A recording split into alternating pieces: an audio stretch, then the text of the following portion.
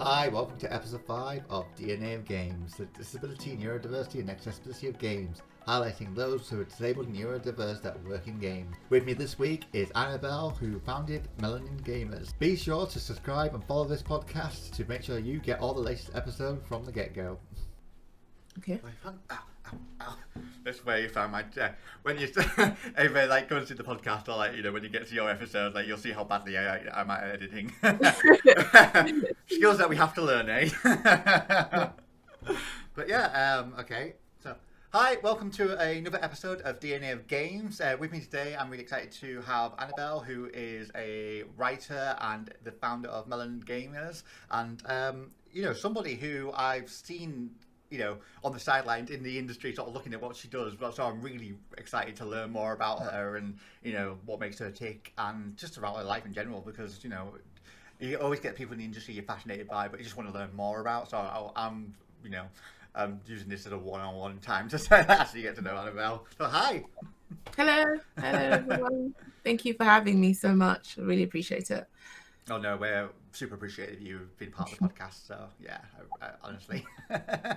I don't know whether you want to give a quick brief intro to who you are and a little bit about what you do. You know, obviously as a writer and, you know, a founder of this really cool group. If people want to learn more about what it is. Sure. My name's Annabel, or Anzi, and I'm the founder of Melanin Gamers, which is a gaming community that promotes inclusion and diversity in the video games industry.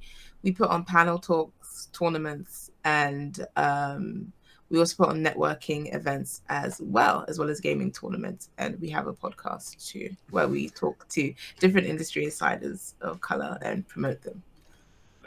Literally like the mirrored version of us. What's the name of that podcast? It's just Melanin Gamers. Everything is Melanin Gamers. Find everything. Just type that in. So yeah, so be sure to check that out as well. Like, you know, always support, like, podcasting in a weird way is such a fantastic way to see people like yourself and to hear people about like yourself, and it's so reassuring when you actually see that representation in yourself and see, oh my god, you know, someone like me is working in games. It's not going to be an impossible task to get in. It's true. Very true. Yeah, it's weird. Like God, a few years ago now, when I first started getting into like the games industry, I was like, oh, I've not met anybody who has a disability like me or anything, and it was kind of like a bit isolating. And so I'm so thankful like groups like yours have popped up and, you know, actually are leading the way of going, hey, let's do better, guys. I really would love to sort of dive into our first part of the podcast, where we really learn about you and how you got here, because everybody has an interesting story and everyone has a very personal story, and, you know, I would love to know what got you to, you know, become a writer, to become the founder of Melanin Gamers, because there must have been a reason why you were like, actually, no, I'm doing this. I guess the reason why I created Melanin Gamers is very different to the reason why I became a writer. I feel like writing was more of a calling. It's weird. It's like I had to be a writer. There was no real choice in that. I was like almost forced, but in a good way, where I just love writing stories so much that it's like you have a story inside of you. You just have to let it out. Yeah. So, you know, and you just have to write, and it's sort of a natural thing for me. In fact, if I hold a story in my head for too long, I actually get a headache. Like if I'm thinking about it, it's weird. But... No, totally understandable. Like, you know, I'm quite a creative person myself. I love drawing, that arty side. You know, the other version of writing. But it's strange. Like, yeah, I get that. Like, it bubbles up, doesn't it? And you just like you've got that energy that you're just like, it needs to come out. I need to do something. I need to do something. It's just like, it's true. You've got to express it in that way, and it came out as writing. Yeah.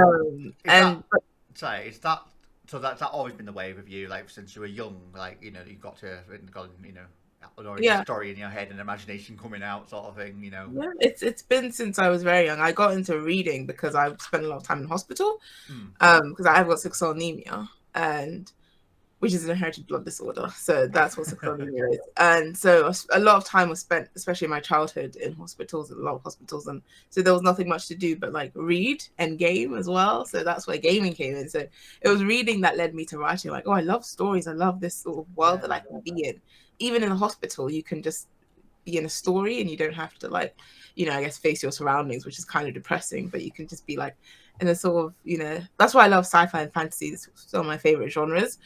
And then gaming gave me that sort of same feeling of being lost in a story. So that's where I really like narrative games, where you're just like experiencing a story and being that person.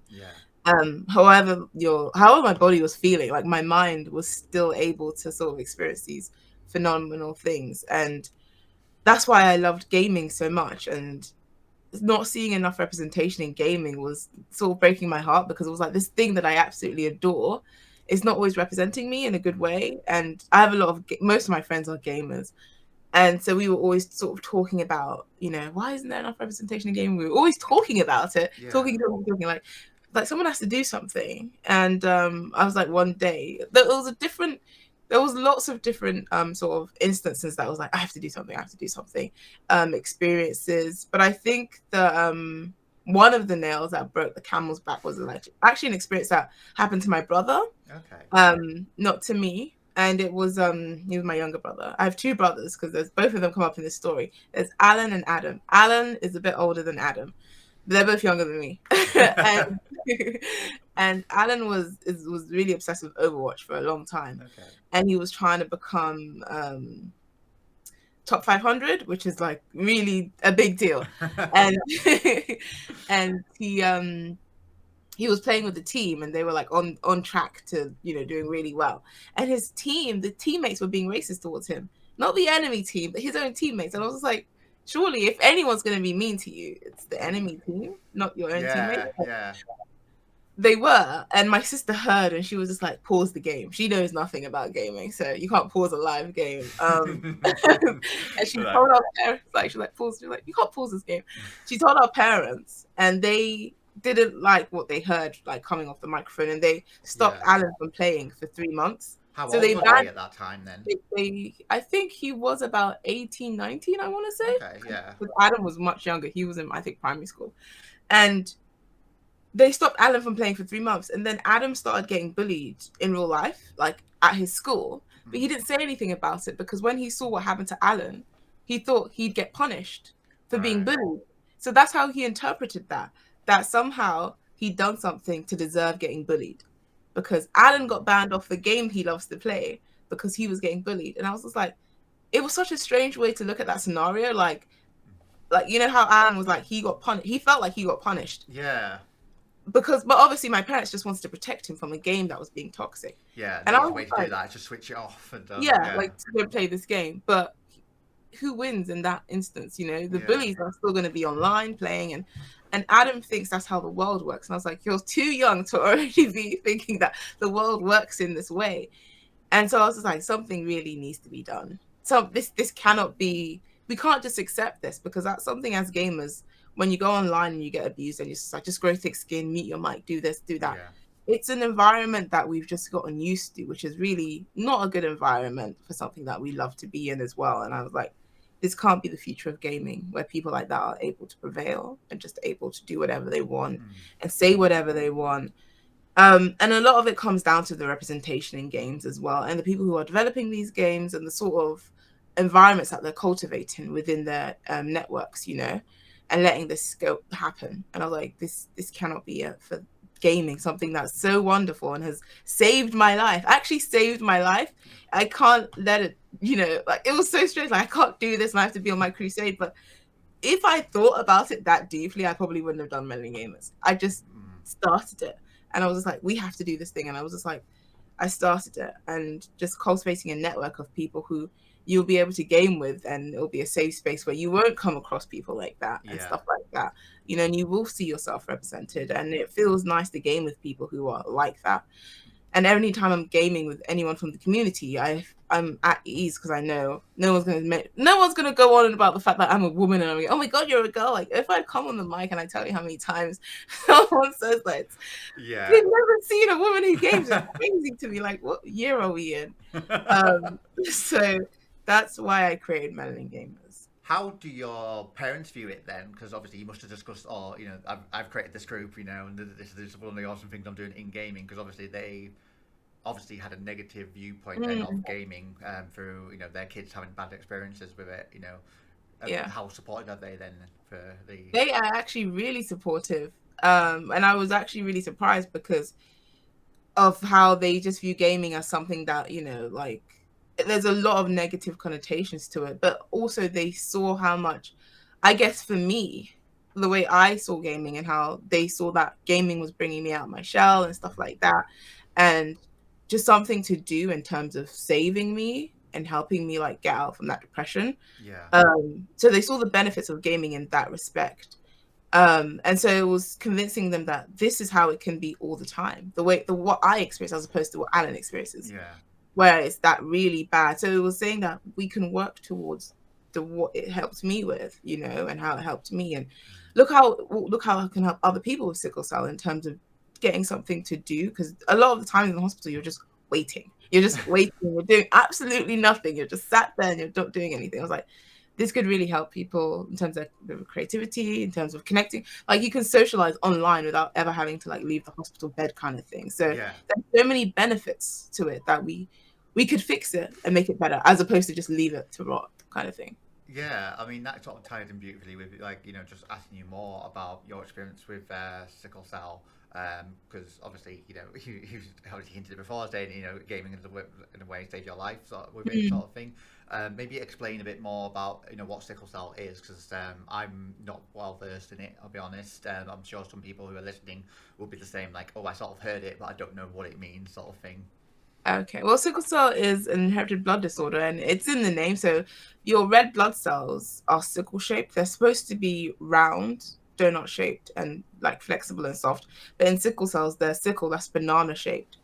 And that small, tiny little change of your red blood cells being sickle shaped causes so many problems.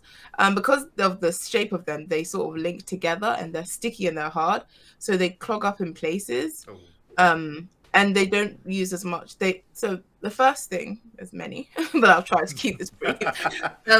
Sickle cells have a shorter lifespan than normal. A normal red blood cell lives for 90 days. So it's created in the bone marrow, goes around, and it delivers oxygen to your body, and oxygen gives you energy. Yeah. But sickle cells only last about 2 weeks maximum. So they go around for only 2 weeks. They carry less oxygen as well. They're not very good workers. And then they die. And when a red blood cell dies, it releases this thing called bilirubin, which is yellow, which is why people who have sickle cell are usually jaundiced, which is the yellowing of their hands and skin and their eyes. So that's why my eyes are quite yellow. So my whole body is yellow, but you can only see it on my eyes, which is the white part of the skin. So that is one. So that's why I get tired a lot because I'm not getting the oxygen, not getting the energy. Yeah. So I also get very tired a lot, and some of the complications because of you not getting oxygen to your organs and stuff like that is you can have organ damage, organ failure. Oh, okay. That could lead to death as well. And one of the main things of sickle cell is the sickle cell crisis, which is when the sickle cells get trapped in different places, and that causes a lot of pain.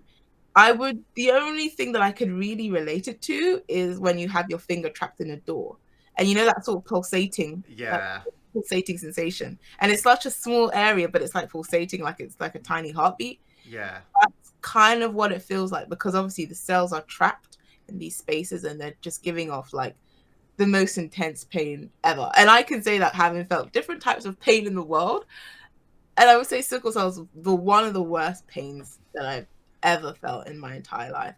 And that's the sickle cell crisis, which can scale from like a mild crisis, moderate, to like very severe, where you have to be hospitalized immediately. Wow. Or you will die. Yeah. Wow. Like, yeah, I guess I didn't really appreciate how serious it can be. Because I guess, you don't hear enough about it, so you just think, oh, it's just something to do with blood, people are just, who have sickle cell are just going to be low energy people. Like, it's like, you don't really hear about, oh, actually, no, they can experience, quite intense pain, hospitalization, like, that's kind of been an eye-opener for me. How then is it sort of managed? Is it something you just have to live by? Is it just giving, a couple of pills and you can skip it down the street, or is it literally just something you just have to live with? It's definitely something you have to live with and manage yourself. Sometimes you can get a transfusion, so you can be on the exchange program, so get like, fresh blood. Sounds like a fresh blood from somebody. The real reason why Melanin Gamers exist. But I can't receive blood transfusions anymore, but I used to be able to. And that is like, when you receive a blood transfusion, I described it as feeling like a superhero. It's just, you get to feel like an ordinary person for like a week or so. And it's the best feeling in the entire world, because you don't feel so tired. You don't have this blood in you that's killing you. And just having a transfusion is obviously, it's not a cure, but it does help a lot of people, especially if they're creating a lot of sickle cells in their body. So transfusion, the exchange program, so that's every 4 weeks. Yeah. Every 4 to 6 weeks you go into hospital and they take out some of your blood and they put new blood in you. There's different medicines you can take, lifestyle changes. Because of I had something called hyperhemolysis happen to me. I had a transfusion and I had a bad reaction to it because it wasn't my blood type, and now I can never have a transfusion again. Oh wow. Whoa. I know, it was a really long time in hospital, 5 weeks, and almost died. It was a very bad time, but it meant at the end that I couldn't have transfusions anymore, which was the saddest thing about that whole experience, because I loved having a transfusion and feeling healthy. I mean, just offbeat to say to people like, oh, have you had a blood transfusion? Like, you'll never experience anything like it. It was awful. And so I can't have transfusions anymore. So now I just try to, with the way I manage my sickle cell, is I meditate, which keeps stress is the different things that trigger your crisis. Yeah. Stress is number one. Cold weather, different types of food that you might eat, like being sick separately. Like if you have a cold, then that might trigger a crisis. If your stomach is hurting, that might. If you have a headache, that might. So there's like, if you're in any way not completely 100%, that also might trigger a crisis. Yeah. So that's the sort of thing. If you've done too vigorous an activity, that might trigger a crisis. So you want to avoid triggering a crisis. You can be sat down doing absolutely nothing, and that might trigger a crisis. There are more chances of you triggering a crisis if you do something on that list of stuff to do. So you have to limit that list. And obviously stress is part of life in general, which is annoying. So meditation, definitely saved my life in terms of just being able to handle the pain, because I learned a trick that, funnily enough, a Buddhist monk taught me. It's a crazy story. And it's just like, if it didn't happen, I wouldn't have believed it. Like, one of those stories where it's just like, it happened, so you have to believe it. But it's so crazy that it was like, I can't believe this was happening to me. But a Buddhist monk taught me how to meditate and how to, like, what you do is you tell your mind that this isn't that painful. You have to just tell yourself, because he said that pain exists in your mind. That's where it exists. And you just have to keep telling yourself, like a mantra, this isn't painful. Of course it's painful. It is painful. But if you tell yourself it's not that painful, you'll start to believe it over time, and you can sort of deal with the pain. Because the only thing when you go to hospital, because there's no cure, they just give you medicine so that you can be numbed out. But what's happening is still happening to your body. Your body is still going through that pain. So it's almost like the same thing as the mantra, where you just tell your body, this is not that painful. This is not that painful. And you can actually, it can become less painful to your mind. Because when you've cut yourself and then you're like, ow, that hurts. Then you look at it, you're like, oh, this really hurts. And somehow the pain gets worse because you're saying, this is really hurting me. Oh my God, this hurts. And it's like, oh my God, this really hurts. And it's just like getting worse and worse. But if you tell yourself, this is not that painful. This is not that painful. And it's something you have to repeat for hours and hours and hours and hours and hours and hours and hours. Have you ever read the books Wheel of Time series? I have. I love Robin. Exactly what I'm thinking. It's like, just like obviously the society of like basically that sort of mantra of like, oh, pain is just an illusion. Part of it. It's just like, oh, it's just a ghost of an action. So it's part. Just embrace it and move on. It's something I believe. I don't say that it's not painful, because it is. It is very painful, but it's dealing with it, and it's also, I guess, coming to terms with it, that's forever. In terms of, this is your whole life that you're going to be in this kind of pain. I have pain every single day in my life. Like, there's not a single day, even if it's a little bit of pain or a lot of pain, every single day I go in my life, I have pain. So learning to sort of cope with that is the best advice I would give anybody who has sickle cell. Did this this has happened from birth? I'm assuming, definitely it's a from birth thing, but was your diagnosis from birth, or was it something that you found out later on in life? It was from like 6 months into, like, I was 6 months old, so basically from birth. My mum noticed that my hands and feet were swollen, which is something that happens to people with sickle cell, because our circulation is pretty bad, and obviously the blood clotting in different places means it's like your hand being trapped in. It's like going like that, and then your hand starts to swell, and that's what it feels like.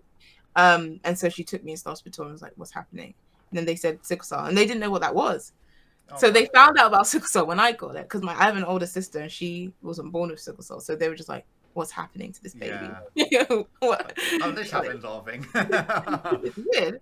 So they sort of asked, and they told them that. So it was just a lot of a learning curve for my parents and for myself about growing up and the things that was triggering. So we learned. So obviously things were just like trial by error. Like, oh, she doesn't like the cold.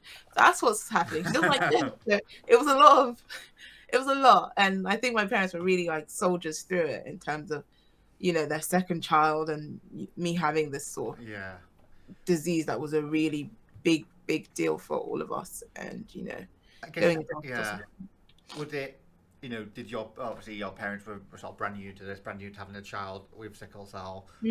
Was it a case of then, were they, I guess it's just not like treating you differently, but were they very aware that you would have a different life, or you would need to manage yourself differently, or was it a case of they were trying to like just treat you like your older sister and just like, oh, she just has sickle cell, that's the only thing that's different to her, we can manage that sort of thing?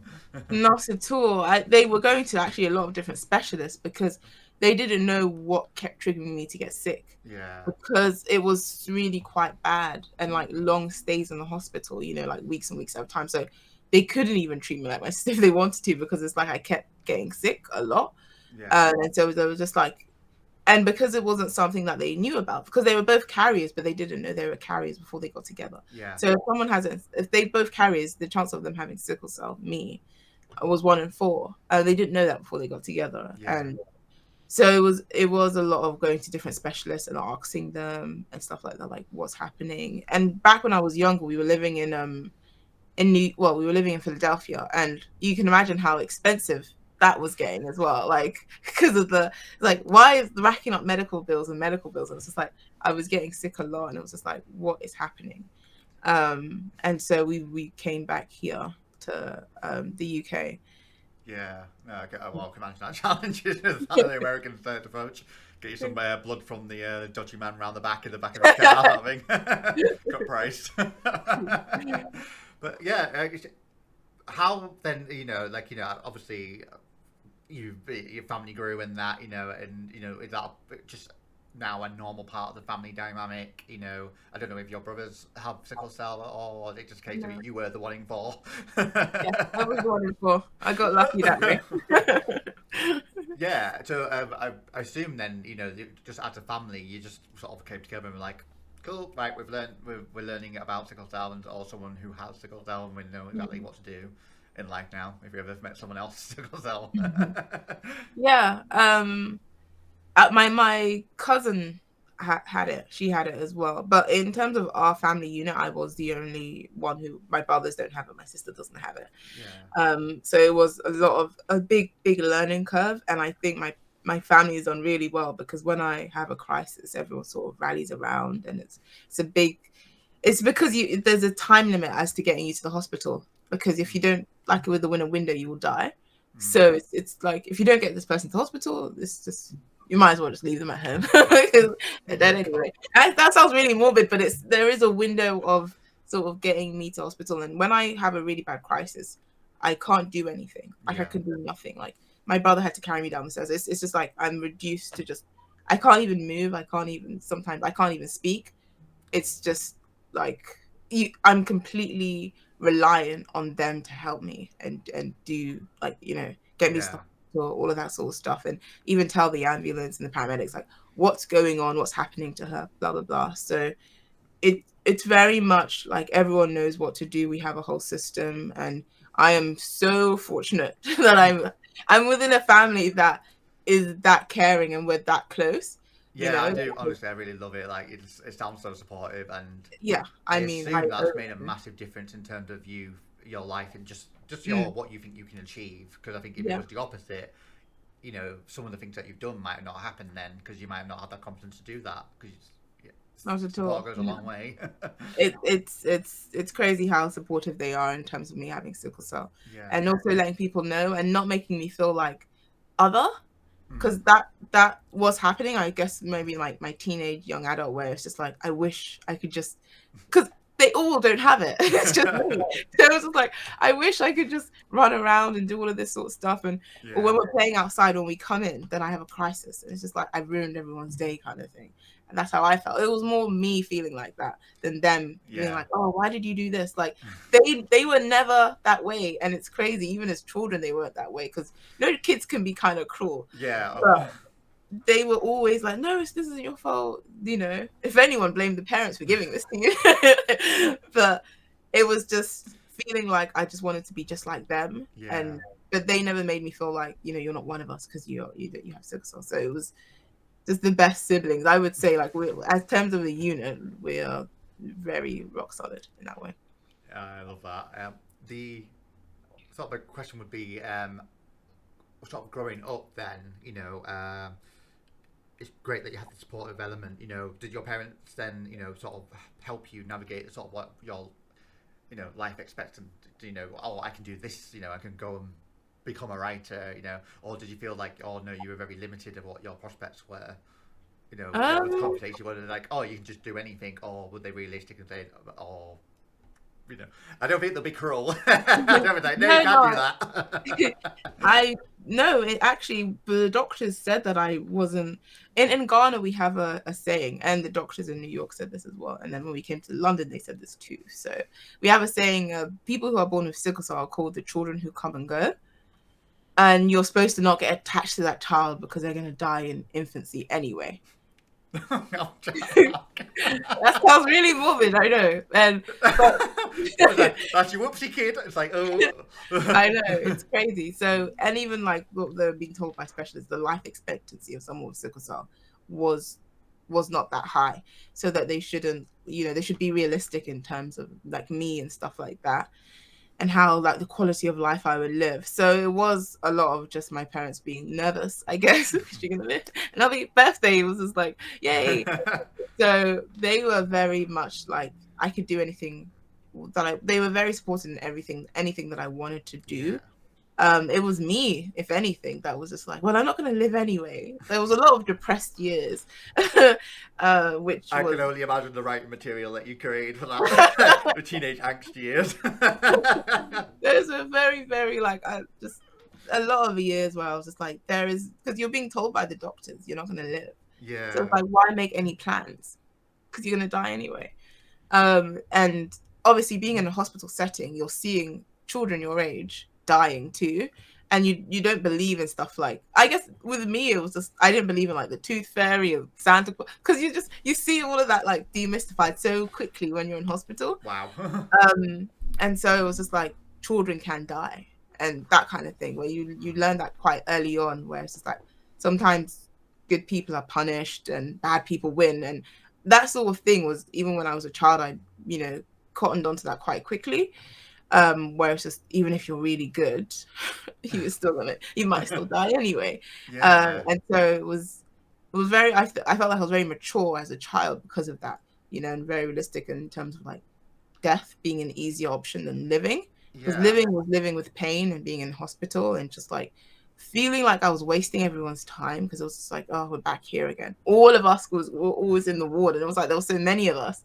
Then my grandma would come, and then my cousin. It was like there's so many people here, and I'm always here, and I was just like, if it would be easier if maybe I wasn't alive. And those thoughts were in my head a lot. And then you're being told by the doctor that, well, yeah, you're actually right. You might die. Just the image of a doctor in a clip going, you're still here. I'm not right. So it was a lot of just coming to terms with that, I guess. I guess to tie in then to the sort of like, you said that you use reading and gaming as like that escapism. Obviously that's influenced you in how your mind works in terms of creating stories and getting somewhere that's not the hospital and just been like making up stuff, or even just how you process your emotions. I'm guessing that's come a lot from your lived experience in and out of hospitals. Yeah. Is that true? No, it was like writing and reading was definitely a lifeline for me. A saving grace, where it's just like it was nice to just not be there and just be in this world of like, I guess, mysticism or magic or whatever it was that I was reading, and then gaming. And it was just like another world. Or I could be like these people in these stories I was reading, and I didn't have to be the sick girl in hospital. I could be a pirate, I could be a this, I could be a that. And it was like this, it felt like magic, like, oh my God, imagination. And I know that sounds, but it felt like I can imagine these places in my head. I can escape to this world. And it naturally led to me reading so much, led to me writing, because I was like, oh, I've got these stories inside my head now because of all I've, read, and writing that down and creating stuff all sort of came from that place of, escapism, I guess. Yeah. Do you find yourself going back to that time then, now that you obviously, more in the adult life, professional writer mode, and it's like, do you feel yourself like going back to there and go, oh, this is how I felt, and that's kind of like pulling on from that experience to write interesting characters or interesting stories? Both, a bit of both. Sometimes I feel like because of how, like, I liked that those stories sometimes featured good endings and happy endings, because life was so, and sometimes people are like, oh, you must like bad endings then, where, I was like, well, no, actually I don't. I know that for life, but if you're living it already and it's tough, why would you want to write about something that's also like there's no escape from difficulty? You want to read where someone gets with someone in the end and everything, they all live happily ever after. Even if you aren't living happily ever, because you're like, it can happen somewhere. In some alternative reality, good things happen and people are saved and no children die, kind of thing. So I do sometimes write. I do write about having sickle cell, but that's why when I wrote the sickle cell superhero, I made him a superhero and made him happy child who conquered sickle cell, because that is what it feels like when you're living through this thing. Because obviously I lived, I'm still here. I lived through life. And I just have him like battling sickle cell as though sickle cell is manifested as an actual enemy, a villain. And so it's someone who he can physically sort of fight. And it was important that is what it feels like, because it's a lot that you're going through as a child, as a young adult, just like battling this invisible force that is tearing you apart, and sometimes tears your family apart. Like even like other people who I was close to who had sickle cell, like they had a lot of family arguments because of spending time in hospital. And sickle cell is a lot that can be either very bad or good for your family in terms of like pulling you apart, because it's just like you have this thing that's disrupt, and it does. In all fairness, it does disrupt. That is the fact. It does disrupt life. And so it was important that it's something that you overcome and fight. You manage. Sorry, not overcome, because it's still something you have to deal with, but you can deal with it, which is what I wanted to prove. I wanted to prove that it's possible to endure this thing. Yeah, no, I get that. Totally get that. Would you ever sort of consider sort of like writing into games sort of thing? Like obviously you talked about the comic book, but I think definitely there's room there in games to talk about even like a sickle cell superhero. It would be a fascinating game to be. I mean, maybe. I've never actually thought about writing for games, which is weird because I always like writing and I like gaming, and I never thought about them together as one thing until much later in life, which was so strange. I was like, writing for games is a thing. That's how little I knew about the gaming industry, even though I knew so much about like playing games. Yeah. Which is one thing I focus on with Melanin Gamers a lot, because there's a lot of people who are in my position where it's just they never put their two passions together, writing and gaming, and like that's a real career. I was like, I learned this only a few years ago when I started Melanin Gamers. I was like, that's a thing people can do, right? For games, or like games just like appear out of thin air and then like floated down into my PlayStation or Xbox. I was like, so, and it's a thing that a lot of people still don't know, that there's a job such as a games writer.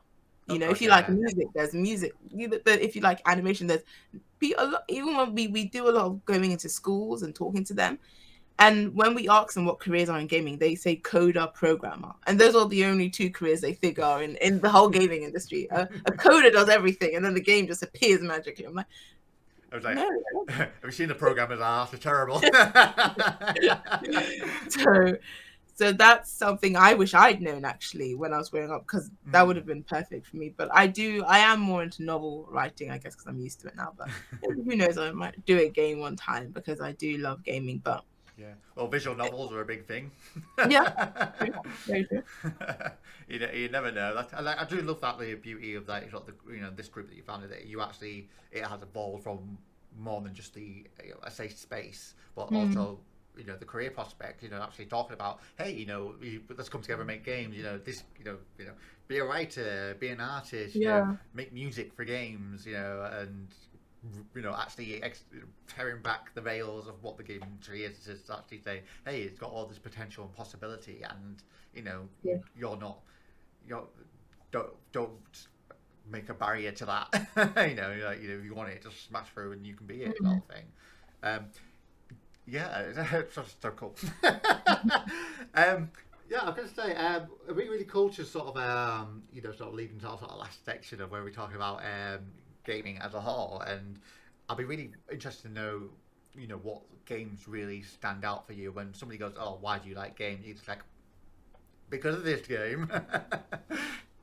Why do I like? Oh, there's so many different games that I absolutely love. I love the Assassin's Creed series, particularly Ezio's story arc. Just the writing of that, the story, the way the story sort of evolved, the lore. I love history. I studied history, and it was just so nice to like the amount of history involved in the lore of the game, and just like going through that and being, and of course, he's an assassin. That's really cool. But I did like the story and the fact that the animus, and that was the whole story of Ezio and how that worked out, and I really, really enjoyed that story.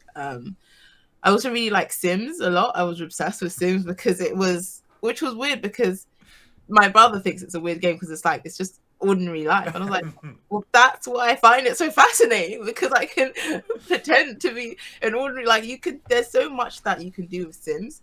You can be that, and that is a fascinating thing to like. I could be a lawyer, I could be this, I could be that, I could be that. Yeah. Ordinary stuff, and it's when you're like not ordinary or not labeled as ordinary, those are nice to sort of investigate and see what that would look like, what that would be like, what that would feel like. So.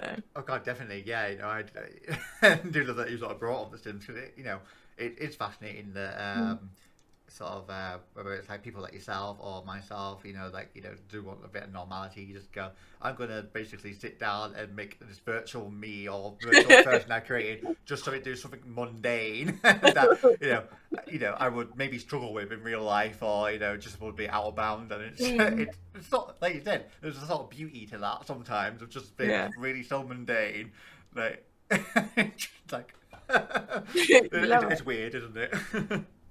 So those are the games I feel like really sort of stick out for me in terms of like narrative games kind of things, and also adventure games. Again, I just really like different things, like, and afterwards being able to game with other people online was a really big thing for me, because I was just like, there's this whole universe out there that I can just you know, I can game with other people. That's it. It was just like mind blowing. Like, this person is halfway across the world. We're gaming together. We're talking about different things. We have so many life experiences that we didn't realize we had.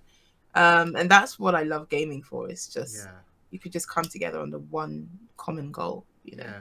Did you obviously you talk about how you sort of play games in the hospital? You know, was that when you sort of dipped into like, you know, online communities and sort of was like, oh, you know, I love playing, you know, with other people while I'm stuck in hospital? Or did you play certain games like, you know, just Assassin's Creed in it all the time, maybe? No, it was a lot of Sims. It was lots and lots of Sims in the hospital. I actually got a gaming laptop specifically for the Sims. Like, make sure it has lots of gigabytes so that I could just download as many packs as I want to. Lots of playing with the Sims. Yeah, GTA. I love GTA. I didn't play online for a long time just because I had one bad experience online and I didn't play again for like a year before I went on with my friends, and I was realized it's the people that you go online with that makes all the difference in the world. And then he sort of introduced me, and now I can game with other people that I've just met. But it was just that fear of like, you know, I don't know. It was like a barrier of like, what if they're mean to me kind of thing. Yeah. Because I had such a bad experience the first time I went online. And so I was like, oh no, this is not for me. I would just play offline, you know, like close that door again. Not going in there. But I'm glad I went back to online, which is what makes me nervous, because I know some people have left playing online because of that reason and never come back. I'm grateful for my friend for like, you know, holding my hand through the whole thing, and because I was really sort of afraid and anxious. And so that's why I want, you know, people to be like, this is still a good place, online gaming sphere. There's still good people out there. Majority are good, but it's always the loudest ones are the bad ones, and it feels like they are the majority when they're not. They're, you know, they're not the majority of gamers, unfortunately. Yeah, you know, that's another beautiful reason why Melanin Gamers exists. You know, you've created, you know, a group that people can find friends to sort of play online if they need that help. So like, oh, you know, don't just say no to online games. You know, we'll just create a group and we'll play the game with you, just so you know, you feel that you can be a part of it without having to get bad experiences like yourself have gone through. So I imagine. So yeah, it's really cool that, you know, like, again, you know, that exists. I wanted to say, like, you know, it's great that things like this does it, because it is unfortunately needed, but you know, hopefully things do improve to get better, as people like us battle in the industry to make it better. Yeah, it's difficult, but I'm so glad that there are communities, gamers, who are like saying, look, we can do something about this, you know. And there's different gaming community groups like yourself who are saying, well, we should do something about this. Let's do something about this. And that's also what's cool about, I guess, the world we're living in, that we can. You know, we see a problem and we're like, we can try to fix this. It's even possible for us to even attempt it. And there's the saying is, those who are crazy enough to believe they can change the world are the ones who do. You know, like, if you think about what we try to actually achieve, it's like you thought to take on, but yeah, I think we are taking on the world, like, and I think we're gonna win.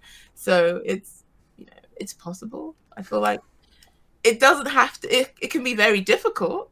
Of course it is, but is it possible? That's all I need to know. Then I'll work for it, kind of thing. Definitely. That's kind of an amazing note to end on. But yeah, like, honestly, thank you for sharing your story, because, you know, again, I don't think I've even met anybody in the industry that, you know, says they've got sickle cell and, you know, got to share their experience like that. So, you know, it's so cool that you're so proud to sort of represent an area that's probably horrendously underrepresented. And yeah, so like, I just want to say thank you, honestly, and I'm sure the listeners are going to really appreciate it too. So if they wanted to follow you on social media, where should they look? Well, so for me, I'm Anzi on everything, but Melanin Gamers is on everything as well. I like to talk about having sickle cell just because it's, you know, I understand I come a long way, and it's something that people don't always want to talk about because it's difficult and stuff like that. But I'm in a better mental space to now speak about it, and I love when I hear other people speaking about it. It's like you're not alone in the world, and I think that's the main thing. So yeah, and Melanin Gamers, we do lots of gaming stuff, and we do stuff for Sickle Cell for different charities as well in terms of raising awareness. That's brilliant. Too. So yeah, it's literally Melanin Gamers at Melanin Gamers on everything, Twitter, Instagram, all of that stuff, and our website as well. I'm probably in a school near you soon. No, that's fantastic, and again, like, thank you. Is where I brilliantly end the show, but in a terrible way. But yeah, obviously join us next time as we'll speak to more people in the industry, and hope you keep listening and watching on DNA of Games. So you can smile and wave goodbye. All right, there we go. Bye. Help us grow this podcast, and remember to share this with your friends on any social media that you may have, so that we can reach new audiences and really start to grow the voices of disabled people in the industry.